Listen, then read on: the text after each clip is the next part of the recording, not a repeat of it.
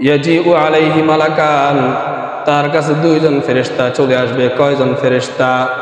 আরো জোরে বলতে হবে, কয়জন ফেরেশতা? দুইজন ফেরেশতা চলে আসবে। ফায়ুজলিসানিহি, তাকে বসানো হবে। ফায়ুসআলানিহি, তাকে প্রশ্ন করবে, মার রব্বুকা, তোমার রবকে? বান্দার সাথে সাথে জবাব দিবে রব্বি আল্লাহ, আমার রব হলেন আল্লাহ। সকলে বলেন আমাদের রবকে।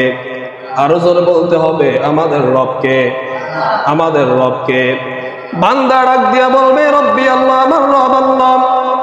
এরপর ফেরেশতা প্রশ্ন করবে ওমা দীনুকা, তোমার ধর্ম কি? বান্দার সাথে সাথে জবাব দিবে দীনি আল ইসলাম, আমার ধর্ম হলো ইসলাম। আবার ফেরেশতা প্রশ্ন করবে ওয়ামান হাযার রাজুলুল্লাযী বুইসা ফীকুম, ওই যে একজন লোককে দেখা যায় যাকে তোমাদের মাঝে প্রেরণ করা হয়েছে, ওই লোকটাকে? বান্দার সাথে সাথে উত্তর দিবে হুয়া রাসূলুল্লাহ সাল্লাল্লাহু আলাইহি ওয়াসাল্লাম, তিনি তো আমাদের পয়গম্বর মুহাম্মদুর রাসূলুল্লাহ সাল্লাল্লাহু আলাইহি ওয়াসাল্লাম। সবাই বলো সাল্লাল্লাহু আলাইহি ওয়াসাল্লাম। এরপর ফেরেশতা আবার প্রশ্ন করবে ওয়ামা ইলমুকা, এগুলো তুমি কোথায় থেকে শিখলা? এগুলো তুমি কোথায় থেকে জানতে পারলা?